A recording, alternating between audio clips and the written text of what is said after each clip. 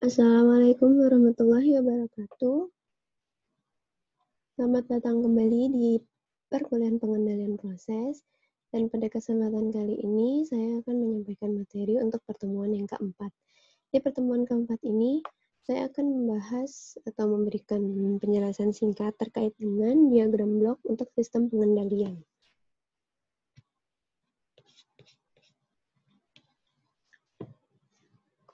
Tujuan pembelajaran dari pertemuan ini adalah setelah menyelesaikan pertemuan ini, mahasiswa mampu memahami dan menyusun suatu sistem pengendalian dalam bentuk diagram blok. Jadi, penggambaran suatu sistem atau komponen dari sistem pengendalian dapat berbentuk blok atau kotak yang dilengkapi dengan anak panah masuk dan keluar. Anak panah tersebut menggambarkan informasi besaran fisik atau bisa juga sinyal. Diagram blok memberikan aliran informasi dalam suatu sistem pengendalian. Jadi, diagram blok ini memudahkan kita untuk menganalisis suatu sistem pengendalian proses. Jadi, diagram blok ini termasuk langkah awal sebelum kita akhirnya bisa menganalisis lebih jauh tentang bagaimana sistem pengendalian proses. Kemudian di sini ada beberapa contoh sederhana. Jadi, di gambar yang sebelah kiri, ini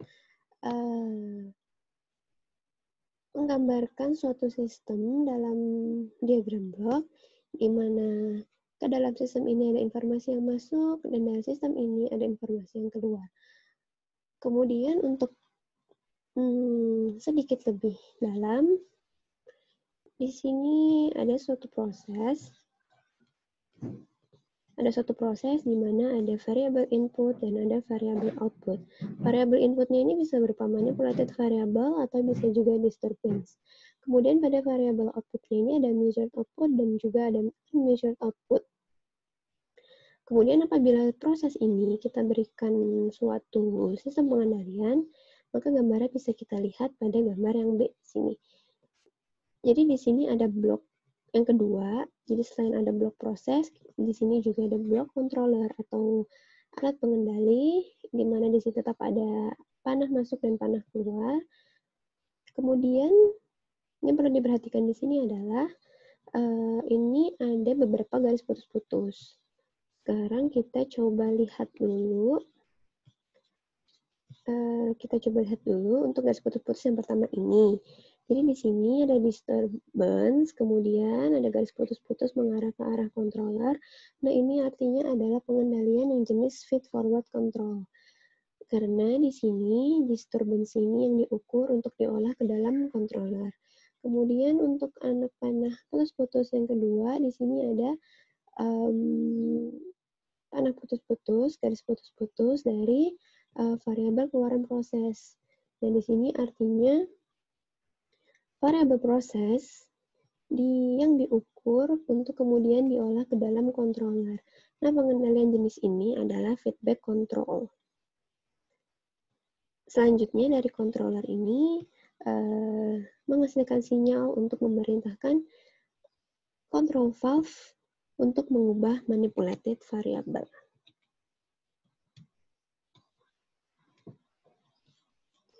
Selanjutnya di sini di gambar 2 ada diagram blok untuk feedback control. Jadi seperti yang telah kita ketahui bersama bahwa suatu sistem pengendalian terdiri dari 3 unit utama, yaitu ada unit pengukuran, kemudian unit pengendali, dan unit kendali akhir. Nah, ketiga unit tersebut apabila kita susun dalam suatu diagram blok, maka hasilnya kurang lebih akan seperti gambar ini. Tapi dengan catatan jangan lupa juga bahwa suatu sistem pengendalian itu kan pasti juga ada prosesnya. Jadi di sini ada 4 blok, di mana ada blok sistem proses, kemudian ada unit pengukuran, pengendali, dan juga unit kendali akhir. Nah, sekarang coba kita analisis, kita lihat bagaimana pembacaan dari diagram blok ini. Jadi untuk gambar yang A, kita fokus ke gambar yang A terlebih dahulu ya. Jadi di sini ada suatu proses, ada sistem proses. Sistem proses itu adalah suatu sistem yang sedang kita bicarakan, yang sedang kita bahas. Entah itu proses produksi suatu produk dalam reaktor atau proses pemanasan. Nah, jadi di sini kita katakan sebagai sistem proses. Di sistem proses ini ada gangguan yang masuk. Kemudian dari sistem proses tersebut ada variabel proses untuk diukur. Jadi PV di sini adalah proses variabel atau variabel proses, di mana variabel prosesnya ini masuk ke dalam unit pengukuran untuk diukur. Kemudian dari unit pengukuran dihasilkan sinyal pengukuran untuk dibandingkan dengan set point yang sudah ditentukan. Nah, selisih antara set point dengan hasil pengukuran dari variabel proses ini menghasilkan error, di mana error tersebut kemudian diolah di dalam pengendali sampai akhirnya menghasilkan sinyal kendali. Nah, sinyal kendali ini yang akan memerintahkan unit kendali akhir untuk melakukan tindakan apa yang harus dilakukan untuk bisa memperbaiki nilai dari variabel proses. Jadi akhirnya dari unit kendali akhir ini melakukan suatu tindakan untuk mengubah manipulatif variabel, dan manipulatif variabel yang berubah ini akhirnya akan bisa mengubah proses variabel di dalam sistem proses. Nah, untuk gambar yang B ini juga kurang lebih sama. Ini sama-sama keduanya untuk feedback control. Nah, perbedaan antara gambar A dan gambar B di sini adalah pada bagian tanda plus minus di set point dan sinyal pengukuran, hasil pengukuran dari proses variabel. Jadi di sini bisa kita lihat kalau untuk gambar yang A ini adalah reverse acting. Reverse acting itu set point-nya plus, terus pengukuran variabel prosesnya minus. Sebaliknya untuk yang direct acting, set point-nya minus dan sinyal pengukurannya itu plus. Nah, nanti apa bedanya antara reverse acting dan direct acting? Insya Allah akan saya berikan penjelasannya di pertemuan berikutnya. Kalau tadi kita berbicara tentang diagram blok untuk feedback control, sekarang di gambar 3 ini adalah diagram blok untuk feed forward control. Jadi bedanya di sini adalah, untuk kotak-kotaknya atau untuk bloknya itu kurang lebih sama, itu terdiri dari 4, yaitu ada sistem proses, ada blok untuk sistem proses, kemudian ada blok untuk unit pengukuran, unit pengendali, dan unit kendali akhir. Di dalam feed forward control ini, yang membedakan adalah yang diukur adalah gangguannya. Jadi sebelum gangguannya itu mempengaruhi nilai dari variabel proses, kita ukur dulu gangguannya, kemudian kita kendalikan dulu gangguannya. Jadi untuk diagram bloknya dari gangguan ini masuk ke unit pengukuran untuk diukur seberapa besar gangguan yang terjadi. Kemudian hasil sinyal pengukurannya itu masuk ke dalam controller untuk diolah. Dalam controller ini menghasilkan sinyal kendali, yang dimana sinyal kendali ini akan dikirimkan ke dalam unit kendali akhir, dan kemudian unit kendali akhir ini bisa menentukan tindakan apa yang harus dilakukan untuk memanipulasi manipulated variabel. Jadi, yang masuk ke dalam sistem proses ini merupakan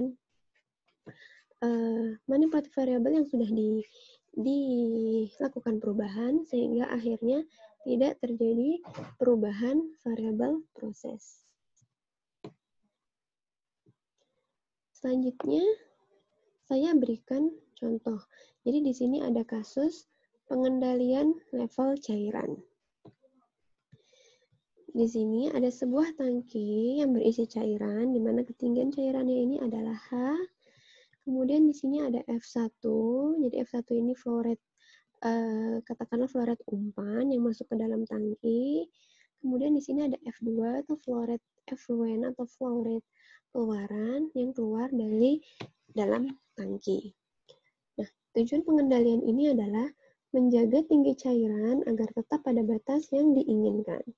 Apabila cairan terlalu tinggi, maka akan terjadi overflow. Overflow itu meluap ya.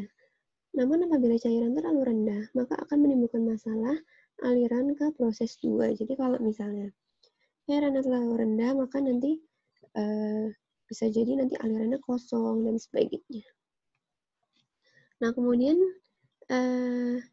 diminta untuk menggambarkan diagram blok pengendalian untuk kasus ini.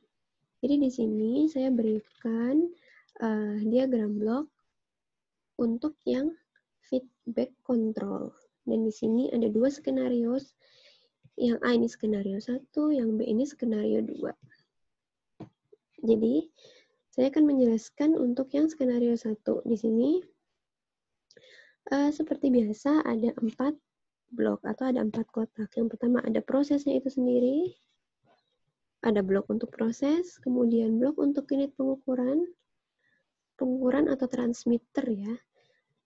Jadi di sini ada level transmitter, kemudian ada blok untuk pengendalinya, controller, dan yang terakhir ada blok untuk unit kendali akhir, yaitu valve. Nah, di sini ada beberapa notasi-notasi yang mungkin harus saya beritahu dulu. Di sini ada HSP. HSP itu adalah tinggi cairan set point. Jadi set point-nya yang diinginkan, nilai tinggi cairan yang diinginkan. Kemudian di sini ada HM. HM itu tinggi cairan yang terukur. Kemudian di sini ada PV, itu ada pressure signal atau sinyal tekanan. Kemudian ada H ini tinggi cairan di dalam tangki. F2 ini flow rate yang keluaran tadi sama seperti ini. Dan F1 ini flow rate yang input sama seperti ini. Nah, di sini untuk yang skenario 1,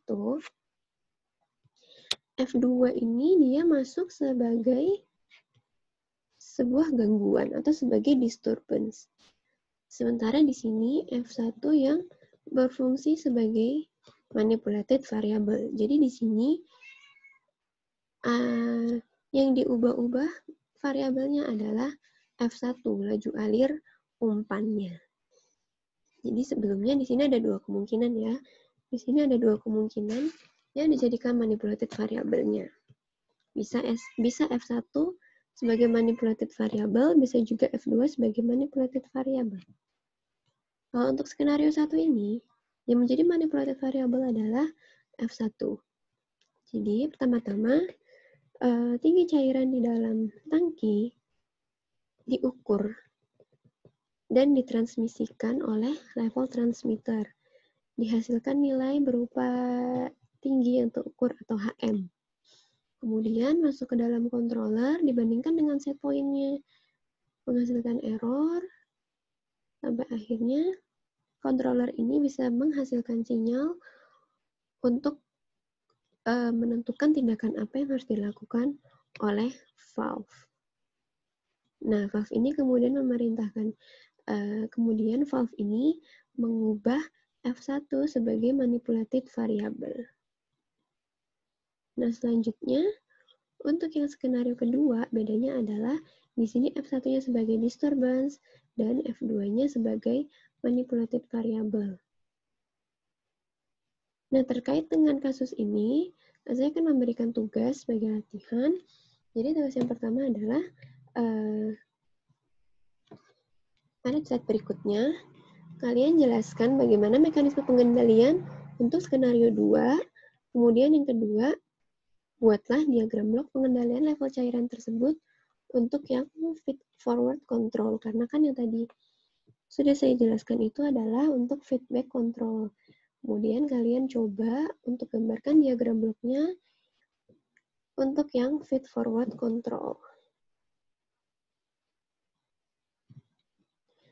Nanti untuk hasil pengerjaannya dilaporkan, di-post di forum diskusi, supaya nanti bisa saya lihat dan bisa saya berikan penjelasan kalau memang diperlukan.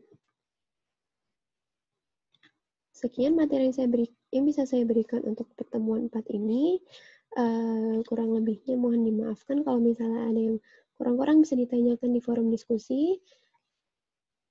Dan perlu diperhatikan juga di referensi-referensi yang saya gunakan. Sekian dari saya. Terima kasih atas perhatiannya. Wassalamualaikum warahmatullahi wabarakatuh.